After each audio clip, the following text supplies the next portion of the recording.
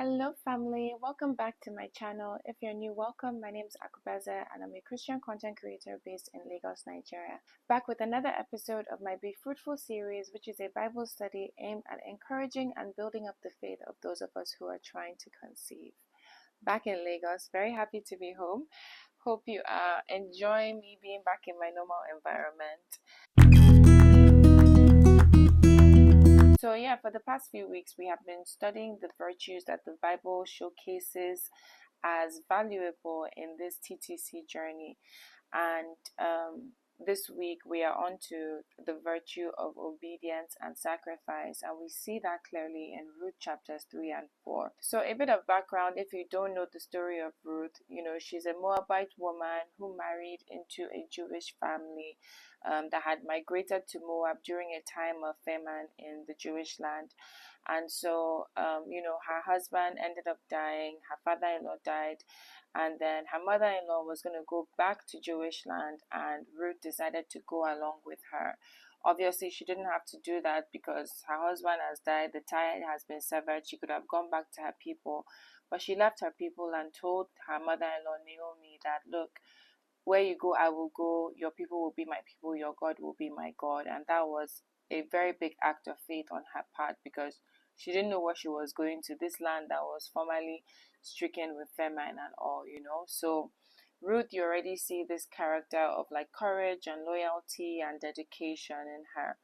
But in chapters 3 and 4, we see very clearly her obedience and her sacrificial nature. And it is so beautiful to learn from. So yeah, we're told in verse 1 that one day Naomi, the mother-in-law, said to Ruth, "My daughter, it's time that I found a permanent home for you so that you will be provided for. Boaz is a close relative of ours, and he's been very kind by letting you gather grain with his young men. Tonight he will be winnowing barley at the threshing floor. Now do as I tell you. Take a bath and put on perfume and dress in your nicest clothes. Then go to the threshing floor, but don't let Boaz see you until he has finished eating and drinking. Be sure to notice where he lies down, then go and uncover his feet and lie down there. He will tell you what to do." "I will do everything you say," Ruth replied. So she went down to the threshing floor that night and followed the instructions of her mother-in-law. Now, verse 5 and verse 6 are just a clear testament and demonstration of the obedience that Ruth embodied. Her mother-in-law gives her this wild instruction. Like, I can't imagine my mother-in-law telling me to go and lie down at the feet of another man and essentially like present myself to him. And it just seems so crazy. And Ruth, without hesitation, says, "I will do everything you say." And in verse 6, we actually see that she did everything. She followed the instructions of her mother-in-law.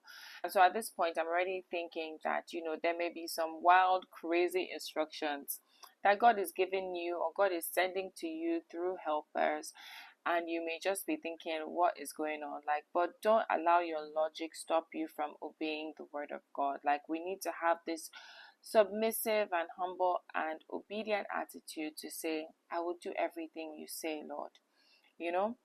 So basically, in verse 7, we're told that after Boaz had finished eating and drinking and was in good spirits, he lay down at the far end of the pile of grain and went to sleep. Then Ruth came quietly, uncovered his feet, and lay down. Around midnight, Boaz suddenly woke up and turned over. He was surprised to find a woman lying at his feet. "Who are you?" he asked. "I am your servant Ruth," she replied. "Spread the corner of your covering over me, for you are my family redeemer." "The Lord bless you, my daughter," Boaz exclaimed. "You are showing even more family loyalty now than you did before, for you have not gone after a younger man, whether rich or poor. Now don't worry about a thing, my daughter. I will do what is necessary, for everyone in town knows that you are a virtuous woman. But while it is true that I am one of your family redeemers, there is another man who is more closely related to you than I am. Stay here tonight, and in the morning I will talk to him. If he is willing to redeem you, very well, let him marry you. But if he is not willing, then as surely as the Lord lives, I will redeem you myself." So at this point, it's interesting because I start picking up on Ruth's sacrificial nature. You see in her engagement with Boaz, the marriage, the obedience, the act that she was even doing of lying down at his feet was not for her or for her personal enjoyment or satisfaction or to be settled. Like Naomi said, oh, let me find a permanent home for you. At the beginning, it was making it seem as if what Ruth was doing was for Ruth herself. But really and truly, when you hear what she says, she's like, put your covering over me because you are my family redeemer. The she was even sacrificing her own personal interests and personal desires over the family, over what would happen to her bloodline. And even in Boaz speaking to her, he says, you are showing more family loyalty now than you did before, and he talks about how she could have gone after a younger man, whether rich or poor. And so it made me start thinking she even sacrificed her own, I've said it, personal interests, her own desires. It wasn't about her. It wasn't about what she wanted or what she was feeling. It was about what was best for her family and what was best for her bloodline. And God rewarded that, as we will see. It's just a lesson for us to learn as well on this TTC journey that, sacrifices that you may have to make, it's not for you, it's not for your own personal enjoyment. It's for the bigger picture. It's for the bloodline. Like me, I've already shared, my own is alcohol. Like, of course, it's not cool to go out and you're just looking and everybody's thinking you're weird, but it's a necessary sacrifice I have to make because of the instruction that God has given me and because of what I know it is going to do for my bloodline. So yeah, food for thought. But we keep reading and we are told that Boaz tells her to lie here until morning. And in verse 14, we're told that Ruth lay at Boaz's feet until morning. A very obedient woman. How many times do your man tell you, oh, just wait here for me, but somehow you find yourself walking somewhere else, doing something else? Like, just those simple instructions, obeying it pays. Obeying it, like, I don't know how to explain it. It compounds, I think is just the best way to say it. Like, you're laying a foundation for something with each act of obedience, with every time that you just follow the simple instructions that you're given. Sometimes simple, sometimes difficult, but at this point I just realized that even in the little things, obedience is powerful. So yeah, we're told Ruth lay at Boaz's feet until morning, but she got up before it was light enough for people to recognize each other. For Boaz had said, no one must know that a woman was here at the threshing floor. Then Boaz said to her, bring your cloak and spread it out. He measured 6 cups of barley into the cloak and placed it on her back. Then he returned to the town.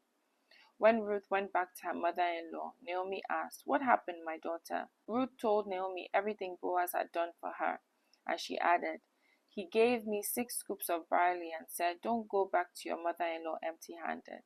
Then Naomi said to her, just be patient, my daughter, until we hear what happens.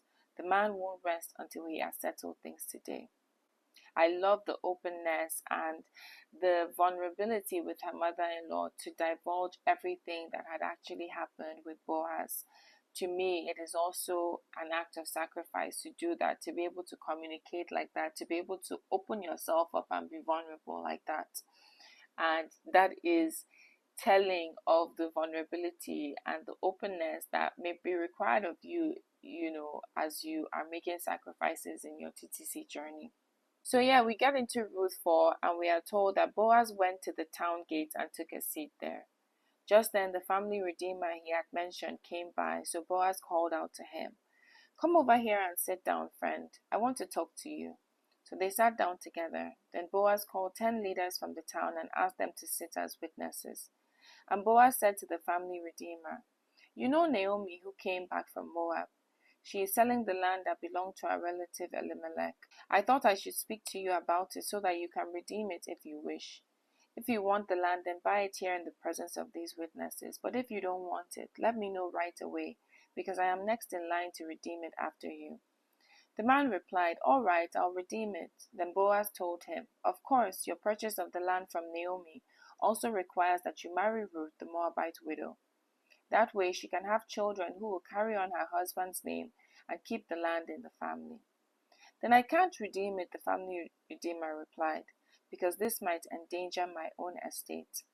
You redeem the land. I cannot do it. At this point, it's interesting because we're seeing again that this marriage was really a sacrifice for Ruth, because she was just an avenue to preserve the family. The whole point of the marriage was so that she can have children to carry on her husband who had died's name and keep the land in the family. And to me, it's just so selfless to marry for that reason. We in this day and age, we are marrying for enjoyment. We in this day and age, we are having children not to carry on family names or keep the land in the family, but just sometimes even almost out of vanity. Oh, let me see my little mini me's running around. So it goes back to this question that I've been asking, that have you really asked yourself why you want to be fruitful, why you want to conceive, why you want to have children? And is it bigger than you and your own personal vanities and desires and interests? So yeah, in verse 7, we're told that in those days it was the custom in Israel for anyone transferring a right of purchase to remove his sandal and hand it to the other party. This publicly validated the transaction.